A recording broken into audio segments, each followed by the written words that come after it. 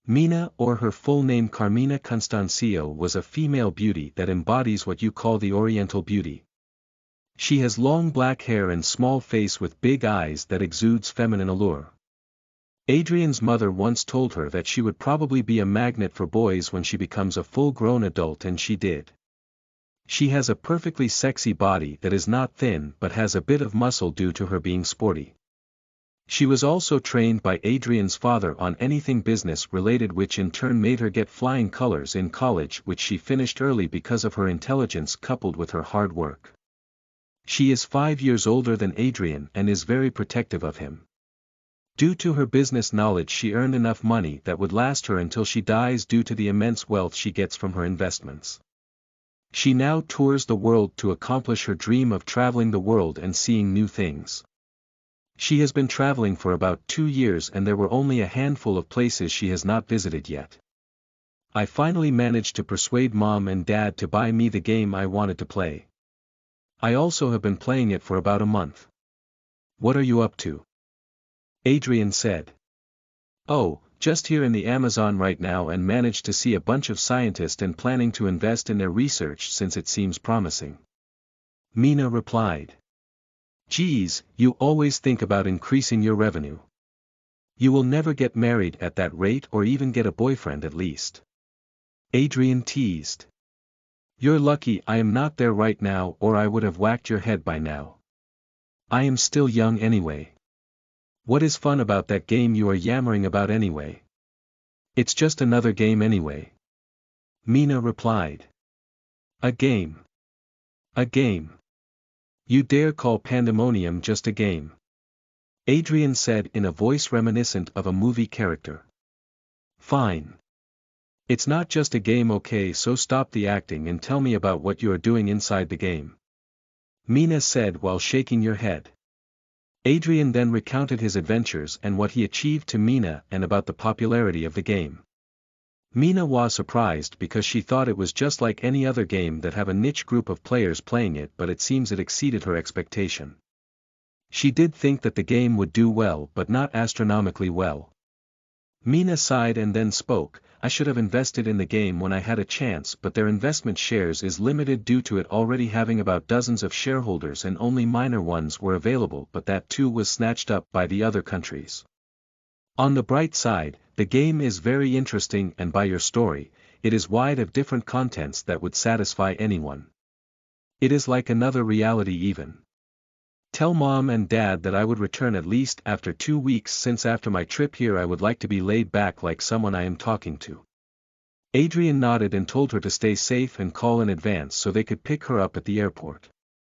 They ended their call there and Adrian received a notification in his Halos watch that the update notes for Pandemonium has been posted in their official website, so Adrian went to the site and read the update notes. Pandemonium update notes. 1. All Summoner Soulbounds will now be able to listen to commands more clearly and respond faster than before. 2. Some new quests have been added. 3. New dungeons and fields have been added. 4. Father's Day event has been started. Please talk to the special NPC Father Bear for more details. He is only available in one location, so please find him. 5. Updated stamina bar to also decrease when hunger drops. Players will now be in a weakened state when satiety will drop below 10. When satiety is above 90, added stat bonus up to 5% during battle. 6. Added new status conditions, blinded, mute, deaf, etc. Thank you for your patience and may your adventures be always great inside Pandemonium. Dev Team Adrian was not that shocked by the patch because it was mostly an upgrade in life update. At first food was mostly used as a buff mechanism because some dishes increase stats and skill damage, but now players must be able to cope with the new satiety bar that would also affect the stamina bar. This mainly is a hard blow on physical damaging classes because some of their skills consume stamina, which means if they fall below 10 then their stamina would be consumed faster and they would enter a weakened state, which is deadly to any player during battle. Another noticeable thing in the patch is the Father's Day event. It seems to be an event that will reward players with some good items, and from the Father Bear NPC, it must have been derived from a children's story. There were also new status conditions that has been added, which means new skills to inflict them were added, but usually skills with status conditions are mainly used by shamans since they are the ones who mainly buffs and debuffs. Overall the patch was okay in Adrian's opinion. The patch is probably long because they are redesigning a dungeon since Argent desolated all of it. I wonder what will happen to our game avatars. Will we be ejected out of the dungeon or be placed before the boss room? Technically we did not defeat the boss of the dungeon yet anyway. Adrian mumbled as he returned inside the house to have snacks.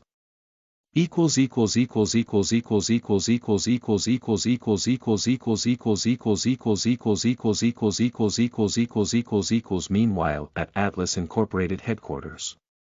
Deus, please run an analysis on all players that could potentially tilt or redefine the predicted story of the Undead King quest.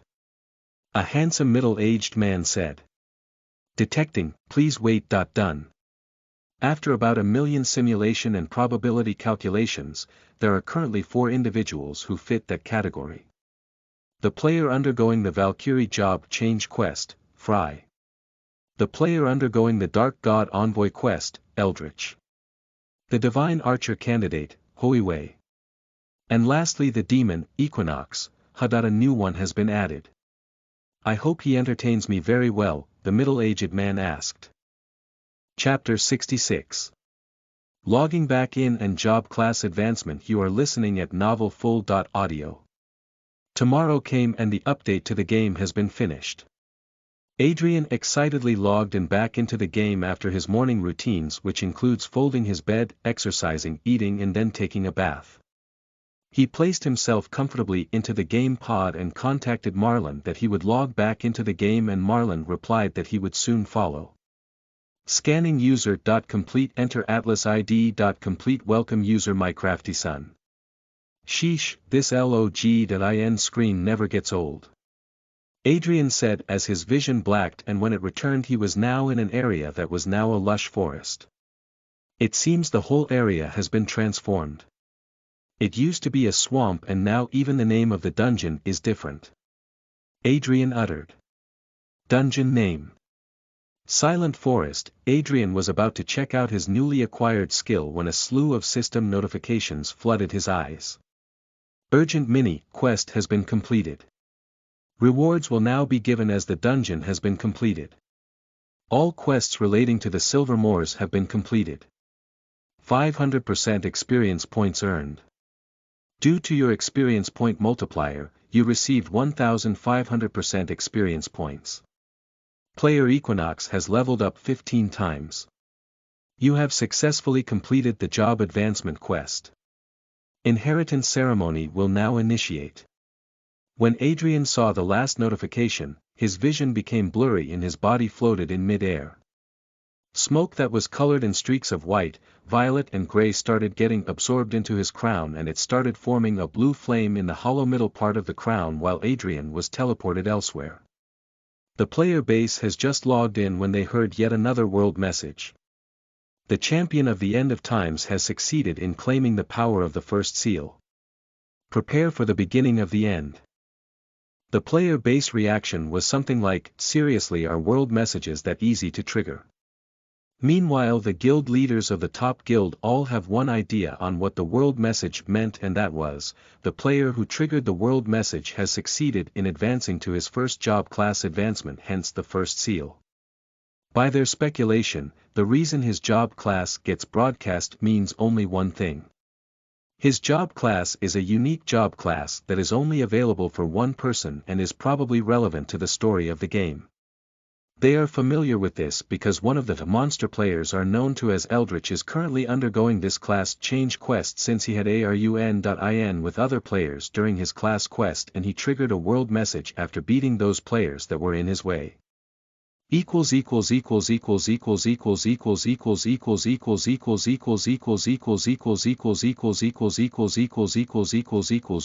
the player in question did not even hear the world message because he was in a different world per se. You have been transferred to Limbo. Due to your job class, you have resisted the effects of limbo in which only the souls of the dead could set foot on. Adrian was transported to a world where everything was in ruins. When you look up into the sky, you will only see dark clouds that is circling like a storm is brewing instead of a bright sun or a moon. He was then floated towards on what looks like a pyramid that was surrounded by an artificial lake with 4 pillars erected a few meters away from its 4 sides. Adrian's body was then floated inside the pyramid and what he saw raised all the hair covering his body. There was a gate inside the pyramid that was 5 meters tall with 2 humanoids with jackal heads standing beside it.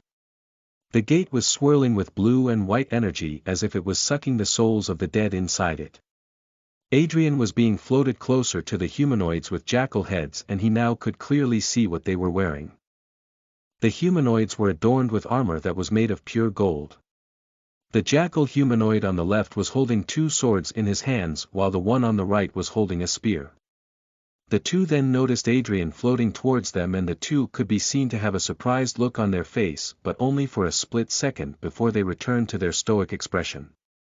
When Adrian stopped floating before them, they clashed their weapons and the swirling energy of the gate disappeared and their voices were heard. The gate to the underworld will be closed temporarily, the left humanoid jackal said. Wandering souls of limbo.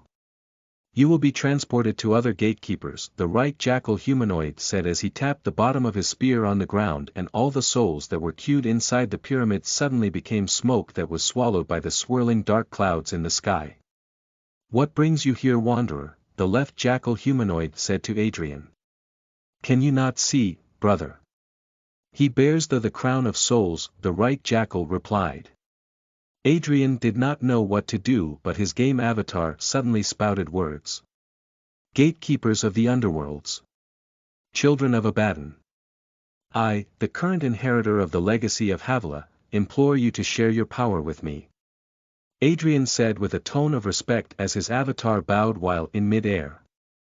The 2 jackal humanoids then straightened their posture and no longer had their playful tone. The 2 jackal humanoids spoke in unison. In accordance with the pact the children of Abaddon, the Anubises, has made with Havilah. We forge a new pact with his successor. He would be our shepherd in the overworld and we would give him strength in exchange, the 2 Anubises chanted with their voices reverberating to all parts of limbo. When the 2 Anubises finished speaking, multiple colored lights came crashing down towards the sky and started targeting Adrian, to which he got nervous and closed his eyes. He thought it was an attack that was aimed towards him but he opened his eyes a few seconds later and sighed in relief that he did not get damaged. The lights raining down from the sky was not meant to damage Adrian but to feed the blue flame that was hovering in the middle of his crown. After the light show died down, a system notification appeared in front of Adrian. You have properly finished the Ascension ritual. Adrian then checked his character sheet to properly confirm if he actually really had the job class advancement. Name. Equinox, status. Weakened, race. Deimos, half Asmodean, species. Imp, lesser demon, title. Champion of the Twin Gods, undead killer, expand, job. Soul summoner sub-job. Scribe, beginner, LVL. 37 EXP 4.5% per 100% HP, 2600/2600 MP 1500/1500 VIT. 125 plus 5 NAV OMSTR 130 plus 25 INT. 130 plus 20 AGI. 125 plus 10 Dex. 125 plus 15 End. 123 available stat points. 132 skills. Job skills, expand, active skills, expand, passive skills, expand, racial skill. Origin magic, expand. Adrian smiled and another notification appeared. Your job class skills will be given after returning to the overworld. The Anubis on the right then spoke to Adrian. Speak your name, inheritor. It is Equinox, Anubis sir. Adrian answered in a panicked voice since he did not expect the question. In accordance to our pact. You, the new soul summoner, shall be the shepherd of lost souls in the overworld. You will be the one to lead them towards Limbo so that they could be judged by our Father, the God of Death, Abaddon. The two Anubis said simultaneously. Adrian then acquired a mission. He read the mission details and had a face that once could see that is full of questions. Quest notification: Shepherd of Lost Souls. You as the inheritor of Havilah has been assigned as the new Shepherd of Lost Souls by the Anubises, the children of the God of Death. You are tasked to bring lost souls to Limbo for them to be judged. Difficulty varies. Clear condition varies. Reward unknown. Adrian was about to ask questions when he was suddenly cut off by the Anubis in the right. Well then, that is all, Equinox, the right Anubis said as he tapped his spear on the ground 2 times and Adrian was whisked away. Wait. I haven't even asked my question yet. Adrian protested as he became smoke and was swallowed by the swirling dark clouds. When Adrian regained his vision, he was once again inside the dungeon's silent forest. He stomped his feet in protest because he was not able to hear about the details of the quest the Anubises given him. It was then a flood of notifications filled Adrian's vision and sounds of dings that irritated his ears that he disabled the sound of notifications because of it. When the notifications stopped popping, he was about to check each notification but a log.in sound was heard behind him and Marlon's avatar was seen and he spoke. So what did I miss? Marlon asked. Oh. Not much really, to which Adrian replied. Chapter 67. Soul Summoner. You are listening at novelfull.audio. Adrian was now looking at the numerous system prompts that appeared before him and his soulbounds have flocked towards him enthusiastically. Congratulations. You have successfully completed your job class advancement. You have now changed jobs from Summoner to Soul Summoner. Summoner skills will now be updated. Summon skill has been upgraded to Greater Summon skill. Seal skill has been upgraded to Greater Seal skill. Obtained the Soul Summoner exclusive active skill. Summon. Psyche Armament. Obtained the Soul Summoner exclusive skill. Essence Collector. Obtained the Soul Summoner exclusive skill. Soul Form Manifestation. Obtained the Soul Summoner exclusive skill. Soul Resonance. Player Equinox has obtained the title Shepherd of Lost Souls. You have gained the skill Dark Blue Evil Eye. Your Inspect skill has fused together with you Dark Blue Evil Eye skill. Received Job Class Specific Quest, A Call to Arms. Adrian read each notification and nodded that he managed to get 5 new skills and his base Summoner job skills was upgraded to the next tier. He read the description of each new skill that was given to him and also the title. Skill. Greater Summon Tier. Rare Effect. Active. Calls forth the soulbound monster to fight for you. Passive. Increases the chances of summoning a higher tier monster using soul stones. Increases summon capacity by 2. Max capacity of summon soulbound. 5. Cooldown. 10 seconds cast time. 5 seconds mana cost. 100 mana points skill. Greater Seal tier. Rare effect. Active. Seals monsters or creatures into the soul chamber. Can be used to seal all soulbounds in the sight of the summoner. Passive. Increased chance in sealing creatures or monsters regardless of the status of the monster or creature. Soul Chamber. A place in the depths of the summoner's soul to house the sealed monsters. Cooldown. 15 seconds cast time. 1 second mana cost. 150 mana points skill. Summon. Psyche Armament tier. Legacy effect. Summons a Psyche armament imbued with the power of your soul and possessing the qualities of your currently equipped weapon.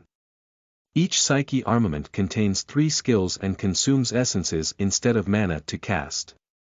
Once all 3 types of skills of the Psyche armament is used, the Psyche armament will disappear because it could no longer sustain its corporeal form. Only one Psyche armament could be summoned at a time. Number of armaments that could be used currently. 3, bow, pair of daggers, sword, cooldown. 15 minutes cast time. Instant mana cost. 500 mana points. Skill. Essence collector tier. Legacy effect. Active. Empowers skills by consuming essences. The greater the consumed essences, the stronger the empowering effect. Cooldown. 10 seconds cast time. Instant mana cost. None. Passive. Damaging enemies will harvest a part of their soul and give you essences. The greater the damage dealt, the greater the number of essences collected. The total number of essences that could be collected is 100 and would be increased by 25 every 100 levels.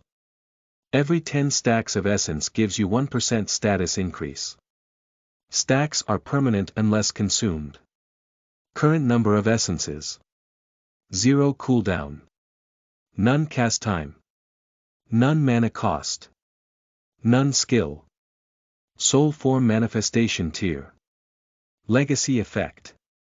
Shrouds the target with the power of limbo and transforms the target into their soul forms. Targets in soul form cannot be harmed by physical attacks but will be dealt twice as much damage by magical attacks. Grants the target invisibility during soul form. Any form of attack by the recipient or being dealt damage will undo the effects of soul form manifestation. Cooldown. 5 minutes cast time. 5 seconds mana cost. 500 mana points. Skill. Soul resonance tier. Legacy effect. Enables you to transmit your thoughts to your soul bound via your soul link. You do not need to vocalize commands to give orders to your soul bounds. Cooldown.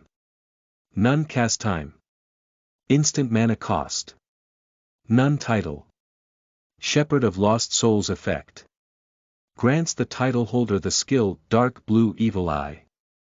Enables the title holder to accept quests given by the spirits of the departed or lost souls. Skill. Dark Blue Evil Eye tier. Legacy effect. Active. Reveals information about the target. Needs to be seen in order to see details. Cooldown. None cast time.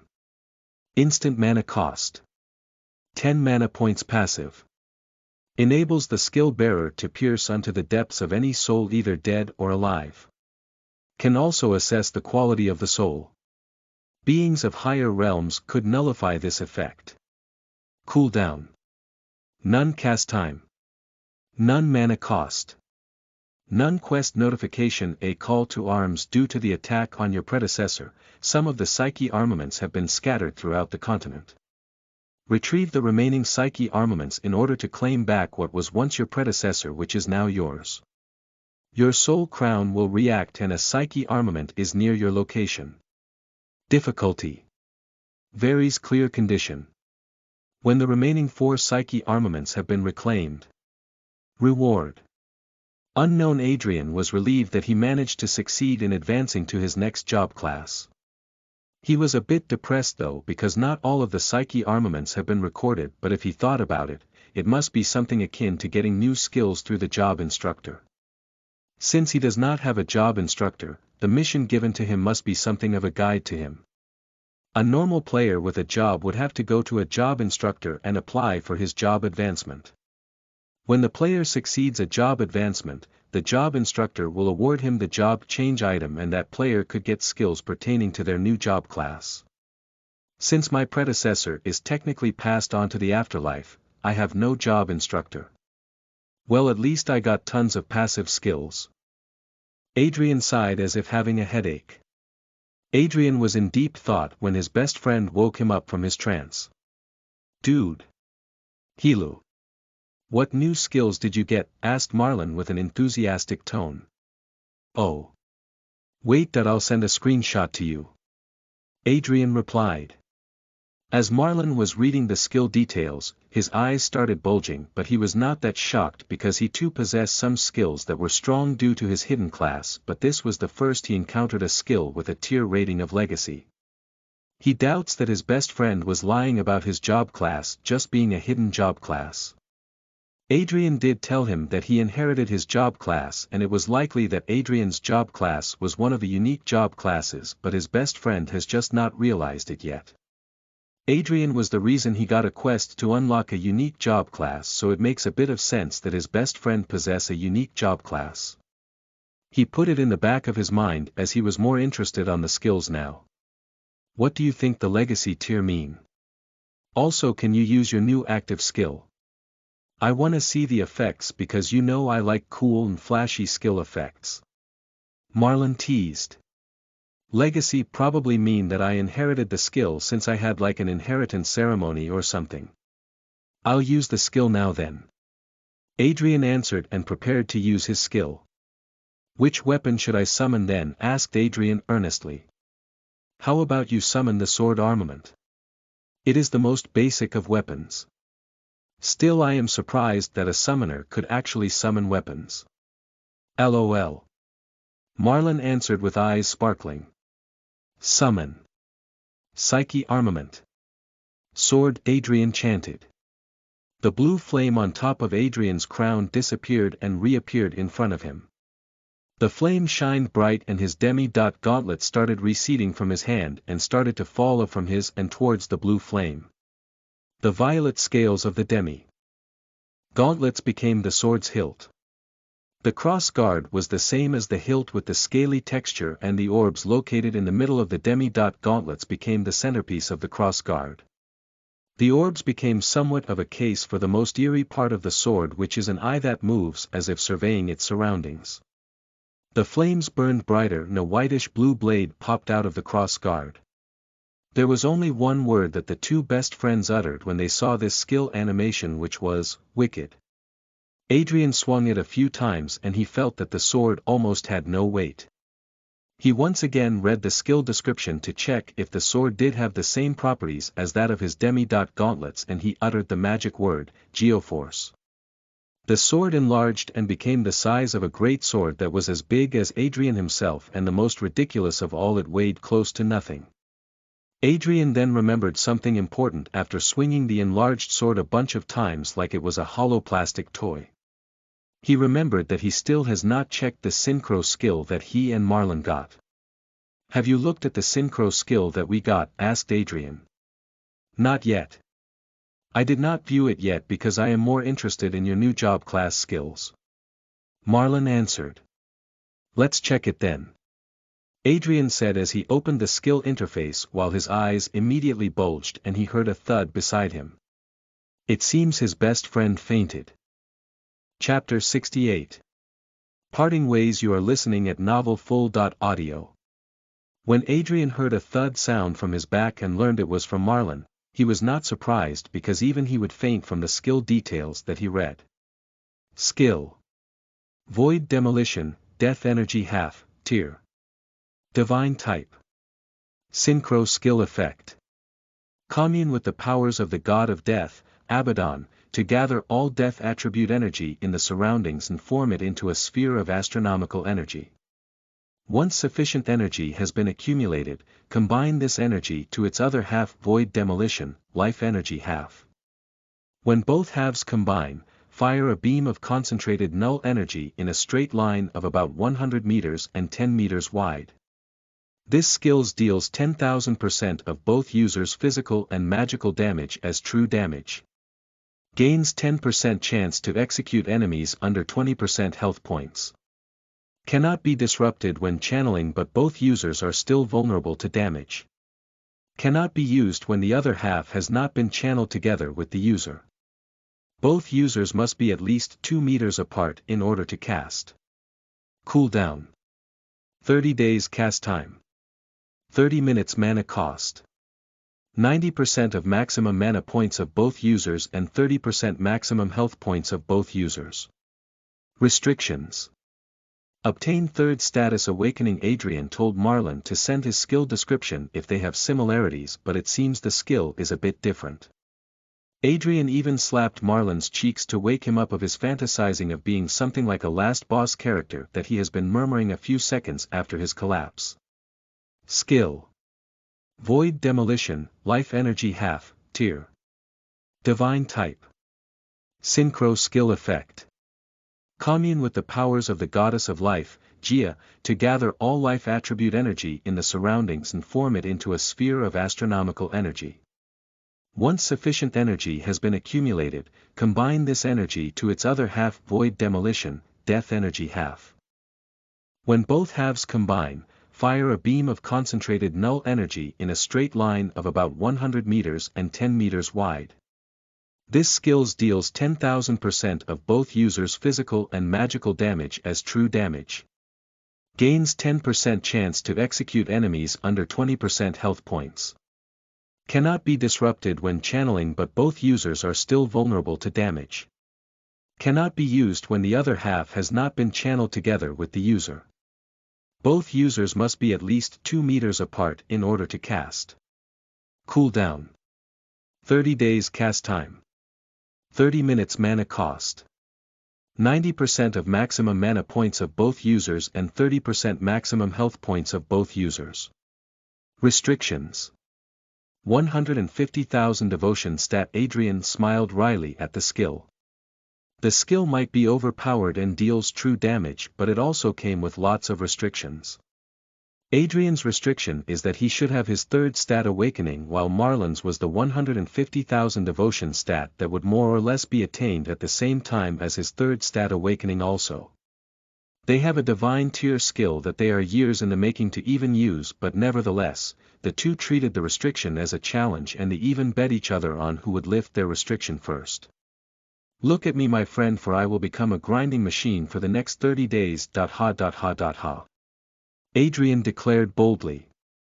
Well, you need to catch up, buddy. I am already ahead of you by 20 levels. Hee, replied Marlon in a, I am better than you tone. I think I'll return first to the Paradox Plains.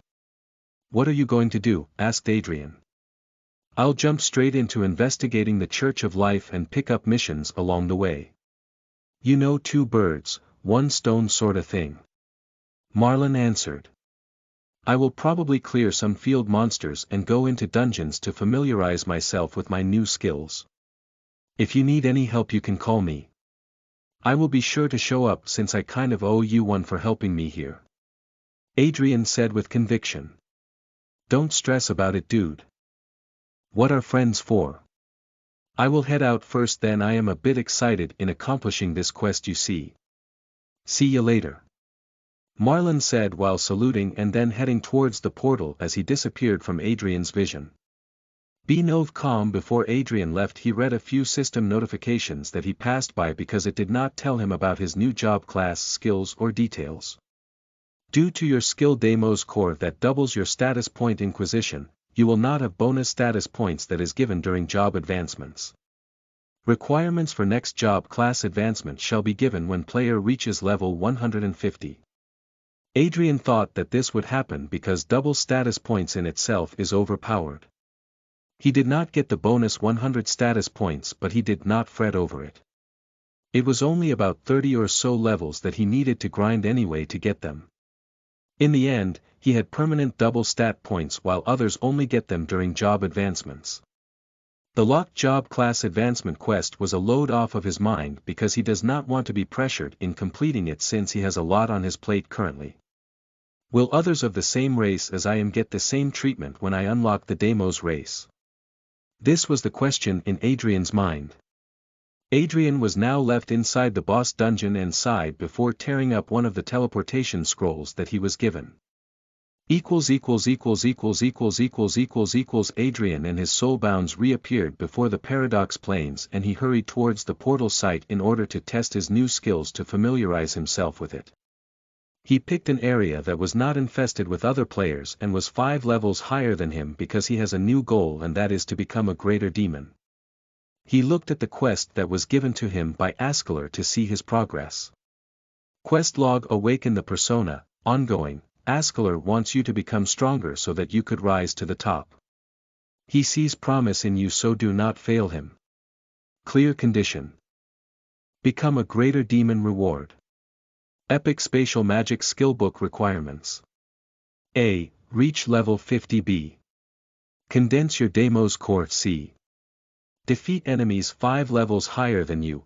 31 out of 100. He also has another quest that slipped his mind because he was busy with his class advancement quests. This was a bit urgent due to it being a time-limited quest. Quest log: Ancient Heroes 3. The twin gods, Gia and Abaddon, are pleased that you managed to get one of the 3 relics used to seal the breach made by the corrupt ants. Now they want you to find traces of the undead king and find the group of acolytes that plans to revive him. Clear conditions. Find traces of the undead king and acolytes. Reward. Weapon Enhancement Stones X10. The quest did not have a time stamp on it, but Adrian knows that if someone was faster than him to find the clues and if they managed to find all of it, then this quest would be deemed as failed. The dark god that possessed Argent seems to be irrelevant to the Undead King event and is not part of it since it did not trigger this quest. Adrian calmed himself and managed his breath to focus. Whew. Breath in and out. Adrian murmured and then thought to himself, there is no need to rush. Rushing often leads to mistakes. If the quest vanishes, then it means I am not yet good enough and should train even harder to cover what I lack. Adrian then went to a spatial fracture that lead to a field called Thrall Plateau, where there are trolls in the level 40s all the way to level 200 depending on how deep you venture in the field area because it is vast. Adrian used his skill Glamour and polymorphed his soulbounds before jumping straight into the spatial fracture with them. Equals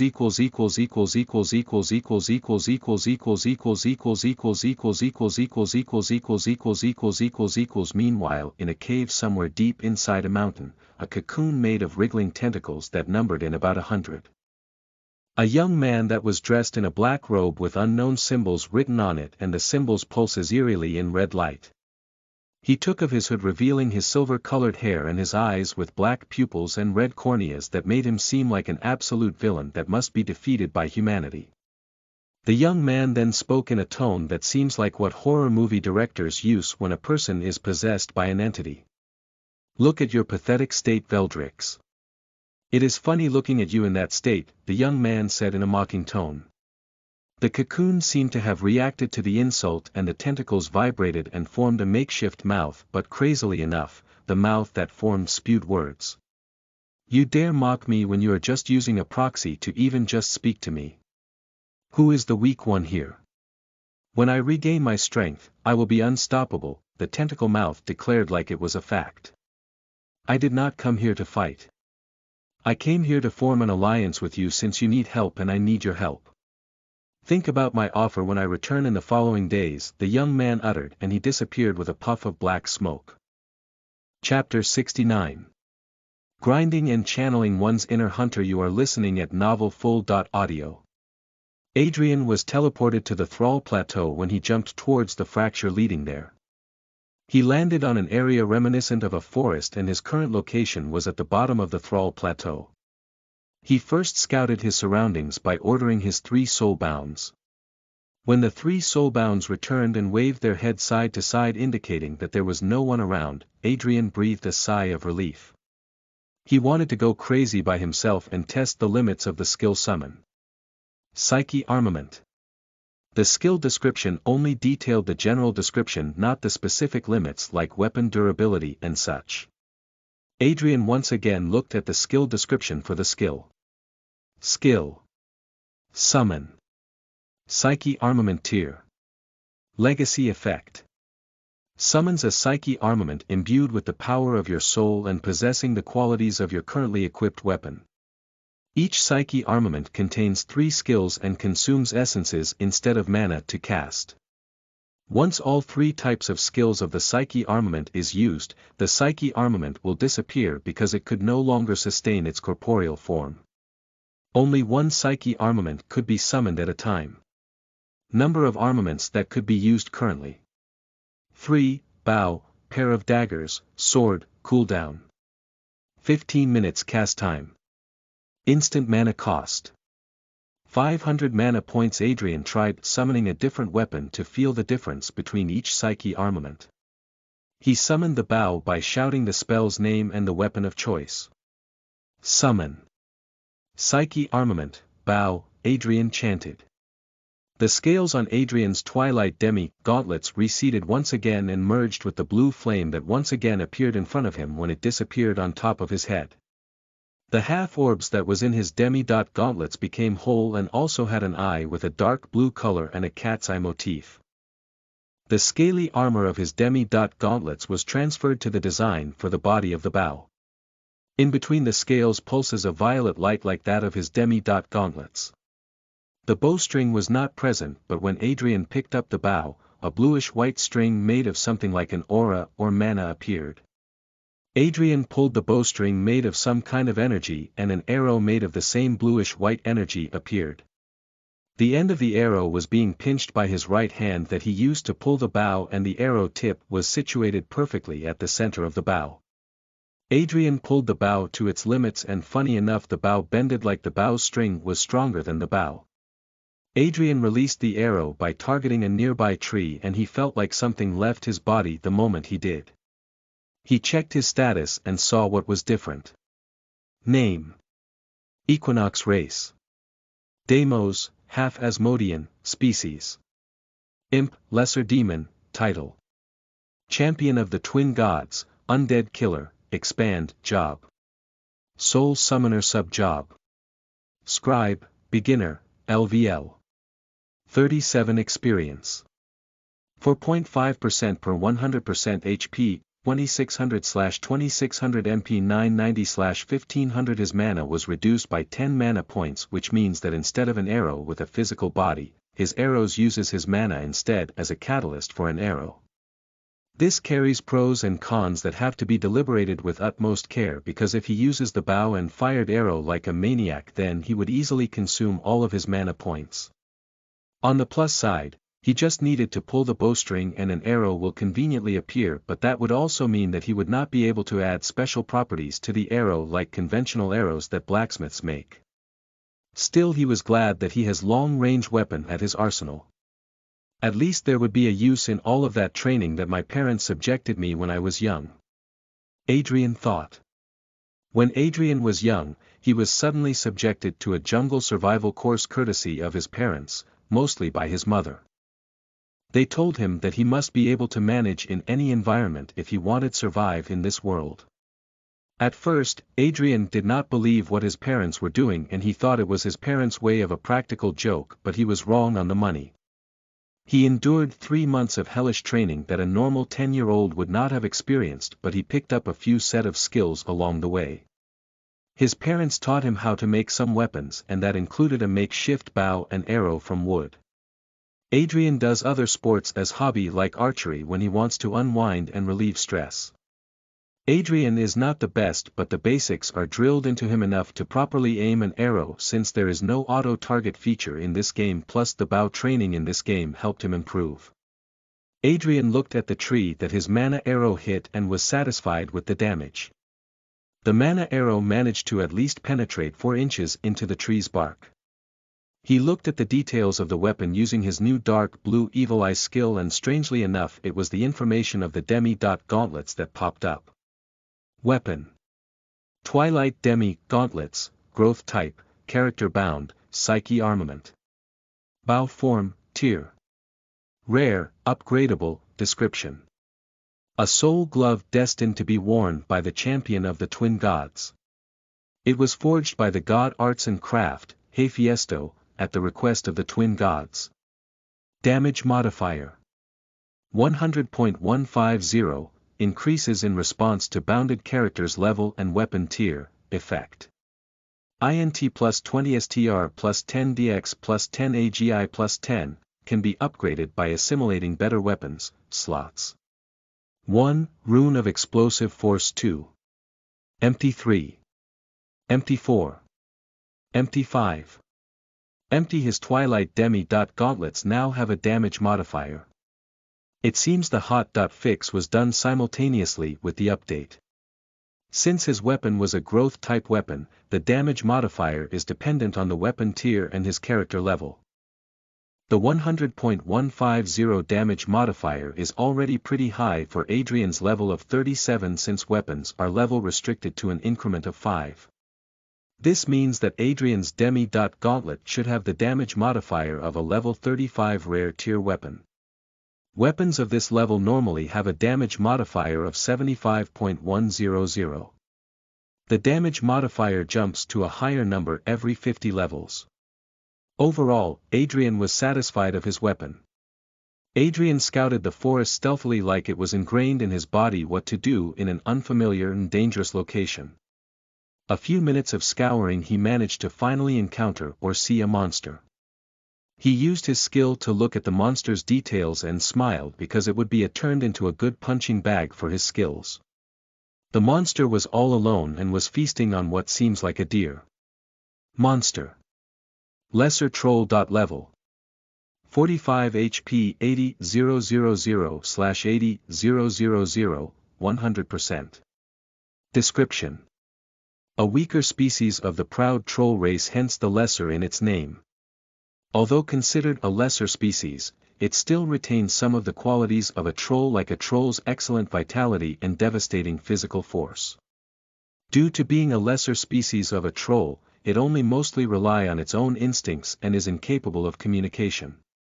As expected of a troll species, it almost has health in parallel as a mini-boss. Even though it is a weaker species, a troll is still a troll, Adrian softly murmured. The lesser troll was green in color and was about 2 meters tall, which for Adrian standards is a giant target. The lesser troll was chowing down on a deer that it seems to have killed. Its powerful canines biting the deer and an audible crunch can be heard even if Adrian was 10 meters away. Adrian pulled the bowstring and an arrow appeared. He let go of the arrow and it struck the back of the troll, but Adrian was dismayed because the lesser troll only scratched the area where the arrow landed as if it was an insect's bite. You have dealt 100 mixed damage to the lesser troll. Adrian then looked at the lesser troll's health points and was shocked. Monster. Lesser Troll. Level 45 HP 79,908/80,000, 99%. The lesser troll's health was rising rapidly. It was truly formed the same troll family and is a big nuisance to kill. This, however, did not dismay Adrian, and his fighting spirit kicked in and he accepted the challenge. He fired multiple arrows until he lost about 500 mana and managed to get the attention of the troll, since he managed to hit some spots where it looked like it hurt because the lesser troll flinched when he was struck. Adrian managed to deal about more or less 7,000 damage due to arrows alone because of the varying damage he deals, which ranges from 100.150 because the lesser troll does not even wear armor, only a rag to hide his essential parts. The lesser troll flared up when it was hit right in the mouth, and it even roared as if warning the attacker, but alas, it was driven mostly by instincts. The lesser troll threw the deer parts it has yet to finish and charged towards the direction of the arrows. Chapter 70. Pish Armament Skills. Bow. You are listening at novelfull.audio. Adrian is now confusing the lesser troll about his location by actively firing arrows from different directions, thereby disorienting the troll. It was so confused that it just picked a random path opposite of Adrian and trampled everything that caught its sight, regardless if were trees or rocks. Adrian smiled at the easy prey that he managed to encounter.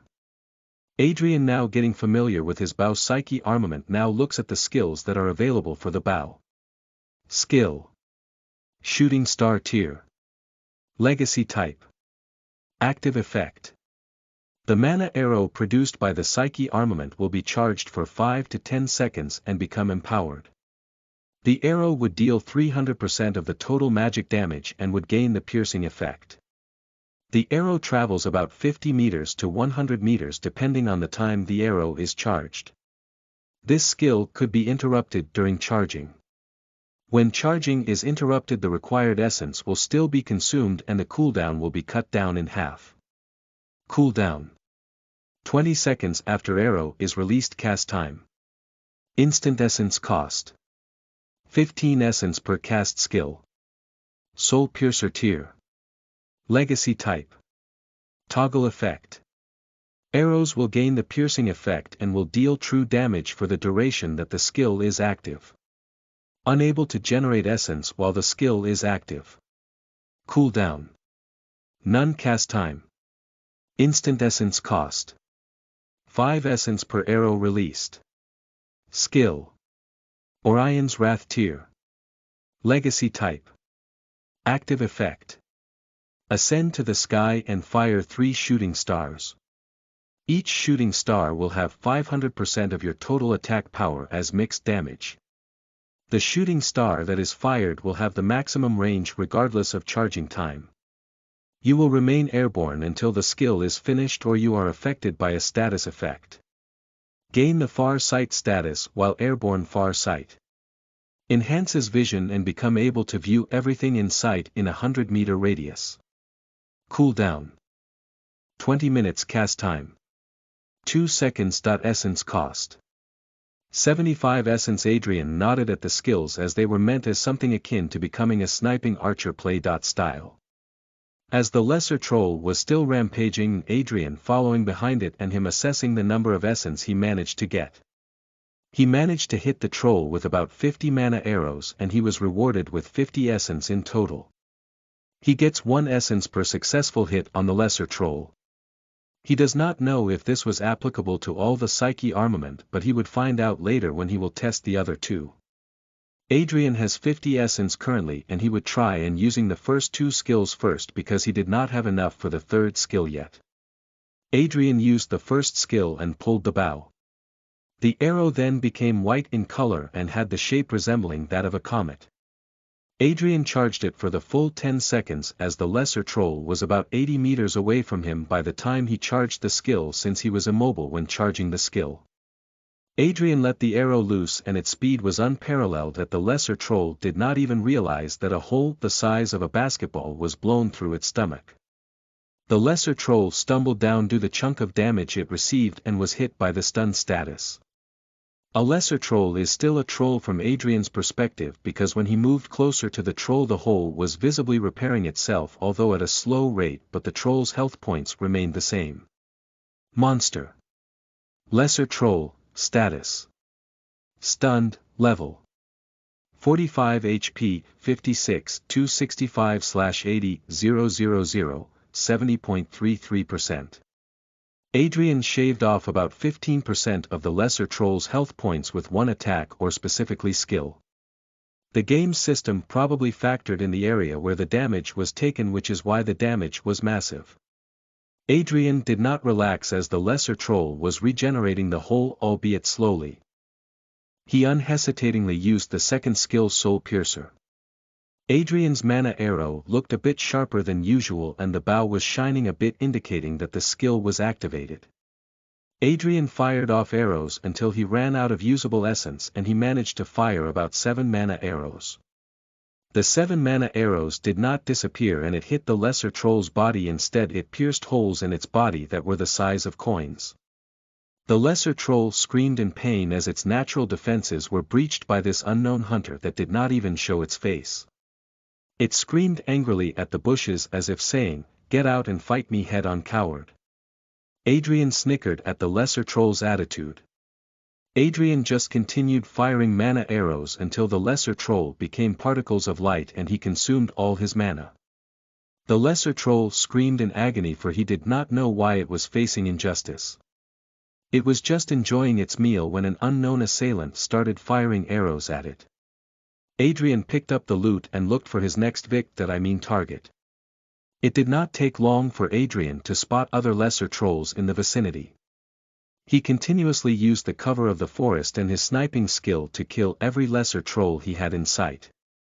He was like a hunter that lived in the wilds all his life and was familiar with the woods like it was his backyard.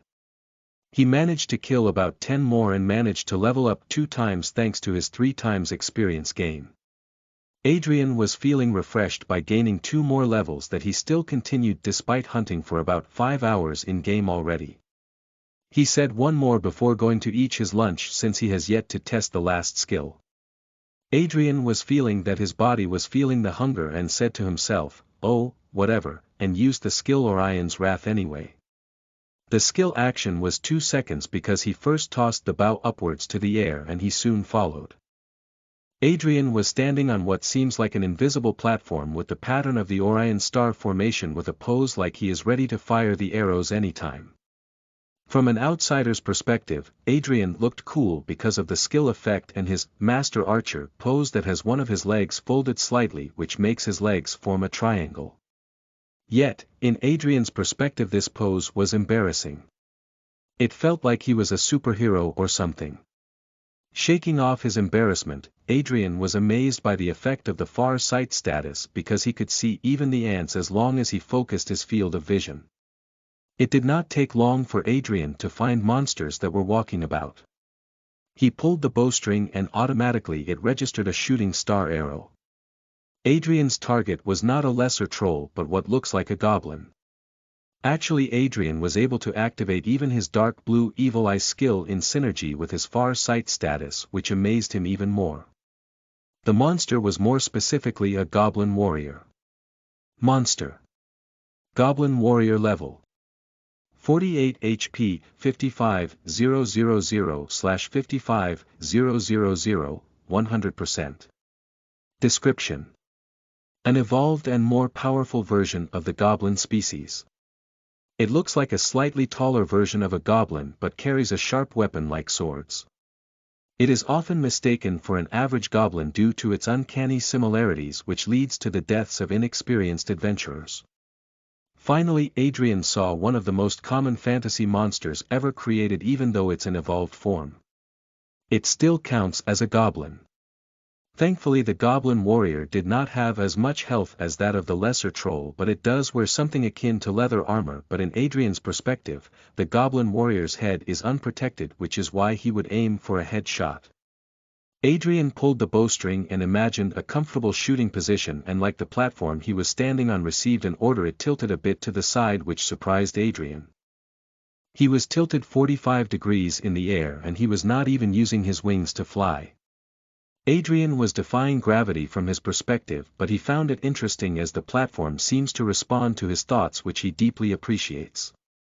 Adrian fired the arrow and the shooting star was seen dropping at a fast speed from the sky. The goblin warrior, as if sensing something coming towards it from above, instinctively looked up. The goblin warrior did not even notice what hit it was its whole head was blown or by the attack it received head on, since it was not wearing a helmet. Adrian received a system notification indicating that he killed the goblin warrior. You have dealt devastating damage to the goblin warrior by aiming at its vital spot. You have gained experience. Wow. I never thought it was that powerful. Piercing attacks sure are scary. Adrian said as he looked for more targets for the 2 more shooting stars he could fire. Unknown to him, something was eyeing him from above the clouds.